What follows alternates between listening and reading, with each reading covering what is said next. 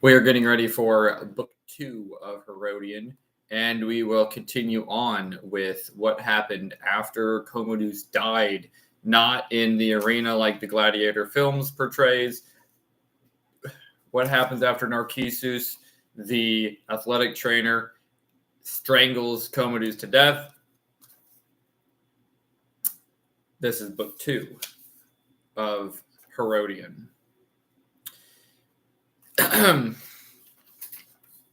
In the first book of my history, I showed how the conspirators destroyed Commodus. Now they had to conceal their act in order to evade detection by the guards on duty at the palace. Wrapping up the body in some cheap bedcloths, which they tied into a bundle, they gave it to the 2 trusted slaves on the pretext that they were sending off some surplus equipment from the bedchamber. The 2 slaves carrying the body took it right through the lane of guards who were either sleeping off the effects of drink or, if awake, were finding it difficult to keep their eyes open as they leaned on the spears they were holding. They made no real attempt to investigate whatever it was that was being brought out of the bedchamber, since it was certainly none of their business to have this information. In this way, the body of the emperor was secretly conveyed through the main entrance hall, where it was put on a cart and sent during the night to the outskirts of the city. Meanwhile, Laetus and Eclectus were conferring with Marcia on their best course of action. They decided to spread a story that Commodus's death had been due to a sudden apoplexy. They believed that the rumor would carry ready conviction because Commodus's continual excessive gluttony had been the subject of previous criticism. But first, they must find a senior moderate man as successor to the empire, thus providing themselves with a protector and the people at large with a respite from the bitter violence of tyranny. After considering the possibilities, they could find no one better qualified than Pertinax. He was an Italian who had served with the distinction in many military and civil posts and won many victories against the German and Eastern barbarian tribes. He was also the only one of the respected counselors left to Commodus by his father who had survived execution. Perhaps because Commodus stood in awe of his prestige as the most highly honored of all the companion and general of Marcus, or perhaps because of his poverty that had kept him alive.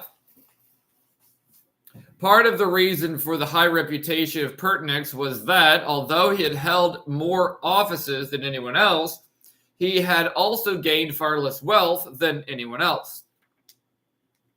And so it was that in the dead of night, while everyone was sleeping soundly, Laetus and Eclectus, together with a few men who were in the plot, came to Pertinax's house. The house was locked up, but they stood at the outer doors and raised the watchman. When he opened the doors and saw the soldier standing there with Laetus, whom he knew was the Praetorian prefect, he went inside in fear and trembling to announce their presence to his master.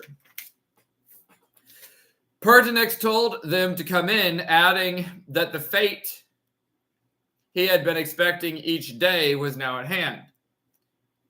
Reports certainly say that he remained so calm that he did not even get off his couch and never changed his expression. Even though he thought Laetus and Eclectus had come to kill him, he spoke to them confidently without losing color. I have been expecting to end my life in this very way every night for a long time. I am only surprised that Commodus has been so slow at acting against me, since I am the last remaining one of my father's counselors. There is no need to delay. You carry out your orders, and I shall be rid of the cowardly hopes and fears that I have continually that have continually affected me.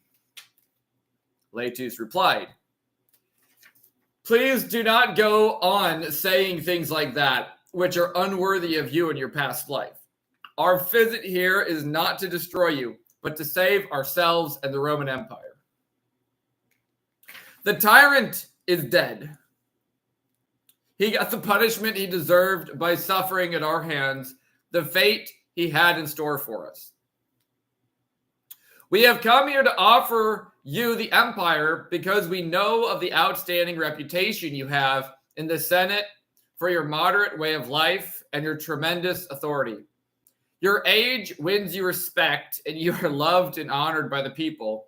This is why we believe that the event which the people have longed for will be our salvation too. But Pertinax said, please, enough of this mockery of an old man. Don't attribute such cowardice to me, that you have to deceive me first and then kill me like this. All right, said Eclectus. If you do not believe what we say, take this writing tablet. You know Commodus's handwriting, don't you? Since you have often read his writing, read what it says. Now you can see the danger we have escaped, and that what we say is not to deceive you, but is the truth. When Pertinax recognized the writing, he was convinced by Laetus and Eclectus, who were incidentally his former friends. Now that he knew the whole story, he supported them wholeheartedly. Section 2. As a first move, they decided to go to the Praetorian camp and test the feelings of the soldiers. Laetus undertook to bring them over, since they had a certain amount of respect for him as prefect. So they collected together anybody else who was there and began to hurry off to the camp. By this night, too, the night was nearly over, and with the day of the festival approaching, there was activity everywhere before dawn. In fact, they dispatched some loyal supporters to spread the word that Commodus was dead and Pertinax on his way to the Praetorian camp to become emperor. As the word quickly spread, the people went practically mad with excitement.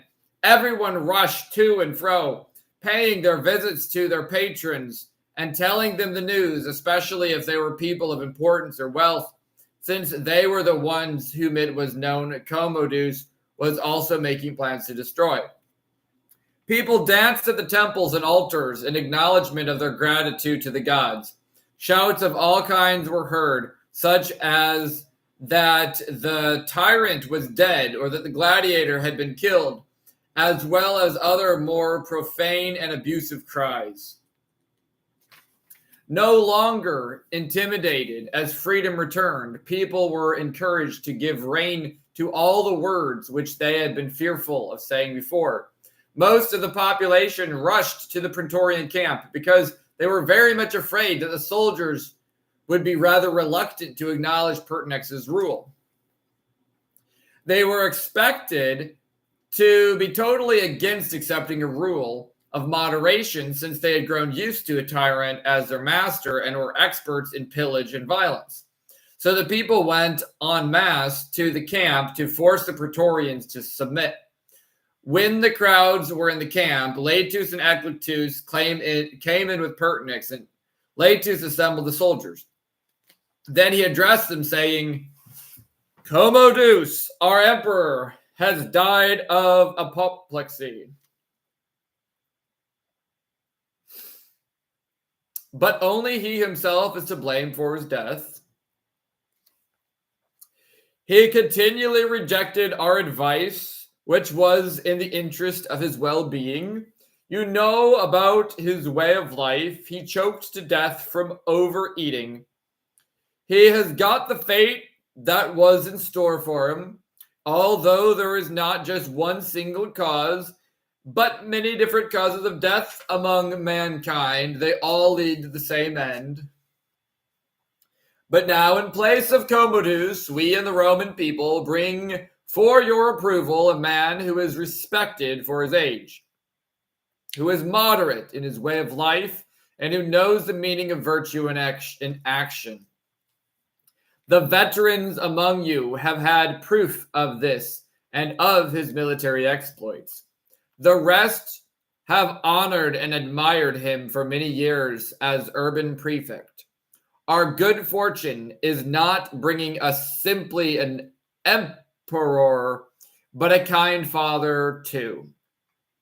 The rule of Pertinax will be welcomed by not only you who are the guards here in Rome, but also by the soldiers stationed on the banks of the rivers and the boundaries of the Roman Empire. For they have experienced the achievements and remember them. Without pandering anymore to the barbarians, by giving them a subsidy, we shall control them by fear because of their past experiences when Pertinax was in command. When they heard Laetus making his speech, the people were unable to restrain themselves from proclaiming Pertinax as Augustus and giving him the name of father and all the other honorific titles, although the soldiers were still cautious and hesitant. Then, although they did not react with equal enthusiasm, the soldiers felt compelled to join in and salute Pertinax as Augustus because of the large number of the people present who were hemming them in on all sides. Furthermore, there were not many soldiers, and they were unharmed because of the festival.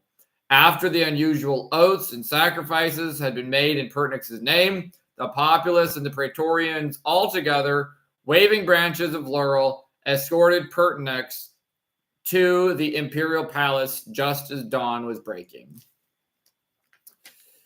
Section 3.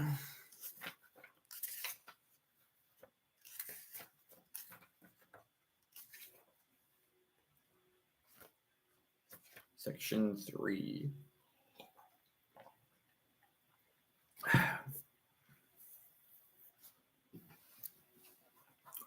After the soldiers and people had conducted Pertinax to the palace during the night, as has been discussed, and the emperor was settled into his quarters, we began to be worried by serious misgivings. Although he had the reputation for iron nerves and courage, the circumstances worried him seriously.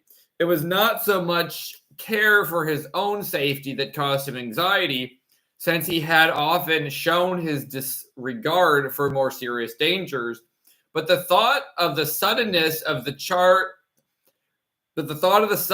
change from tyranny and the fact that there were some members of noble birth in the Senate, they would most probably be dissatisfied with the succession passing from an emperor of the highest nobility to an upstart from a family without status and of a humble origin.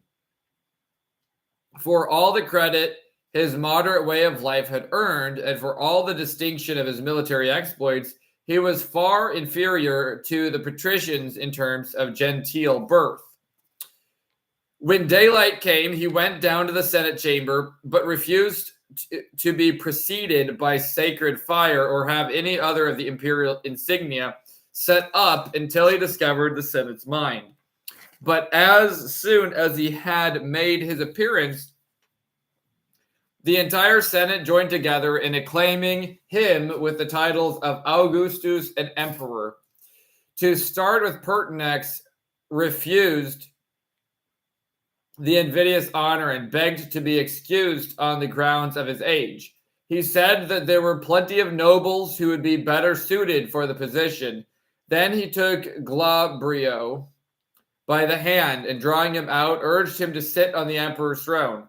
Now Glabrio was the most nobly born of all the patricians, since he traced his descent from Aeneas, son of Venus and Anchises, and had already held the consulship twice. But Glabrio said to Pertinax, although you think I am the most eligible candidate, I at any rate renounce my claim to be I renounce my claim to the empire in your favor, and all of us here endorse the decision by conferring supreme power on you. After this, everyone brought pressure to bear on Pertinax by their entreaties, so that in the end, with great reluctance, he took his place upon the imperial throne and addressed them with these words. Your complete willingness to honor me and the unusual degree of enthusiasm you have shown in preferring me to all those among you of high birth contains not a trace of flattery, but is sure proof of your goodwill. This would have given some men encouragement and confidence to accept the task entrusted to them without hesitation, and it provided them with some indication of how easy it would be if one is going to bear the burden of the empire lightly among subjects of such goodwill. But as far as I am concerned, however important or exceptional these distinctions are, I am staggered when I think of the honor, and my mind is tortured by a good deal of fear and anxiety. It is extremely difficult to repay great favors adequately, even in exchanges when one has received very little. The repayment of the debt with interest is not thought of as an easy task, but as a sign of gratitude. But when the benefactor confers a favor which is impossible to surpass, one's inability to repay him adequately is not regarded as a difficult task, but as a sign of insensitivity and ingratitude. I can see, therefore, that the struggle I shall face to prove myself worthy of the great honor you have conferred upon me is no ordinary one. The dignity of the first citizen does not depend on the seat he occupies, but on the deeds he achieves, unless a person dishonors the position. The more the past is loathed for its unpleasantness, the more optimistic are one's hopes for a bright future. Dreadful events are remembered because suffering is not easy to wipe out, but the memory of good fortune is consumed in the process of enjoyment. Liberty does not give pleasure in the same degree that slavery brings resentment, nor does a man who has security of possessions consider this a favor, since he believes it is his right to enjoy the benefits of his own property. But deprive him of his property, and he will remember the injury forever. If there is some change in the fortunes of the Commonwealth, one thinks that he himself is any richer, since public interest and the benefit to the community are of little concern to people as individuals. Unless each individual's business prospers in the way he consciously decides, he does not feel he has gained any great advantage. Those who have grown used to a life of luxury under tyranny resulting from the continual extravagance of distributions of largesse do not term the transition to restrained and moderate administration necessitated by shortage of finance as either restraint or calculated moderation. They disparage such a policy by calling it parsimony and mean living, little realizing that such great indiscriminate generosity could only have been possible by forced confiscation. Nor do they realize that even if every man is to get what he deserves systematically, but without any injury to persons of an illicit source of funds, one learns to economize sensibly on the readily available sources of supply. Of course, you must be well aware of this, but now you must join me in the administration of the empire under an aristocracy and not allow a tyrant to exist. You must be optimistic and hold out the same hope to all the subject people of the empire. With these words, Pertinax put heart into the Senate, who all cheered his speech and voted him full honors and marks of respect. Then he was conducted to the temple of Jupiter and the other temples, where he completed the sacrifices to inaugurate his reign before returning to the palace.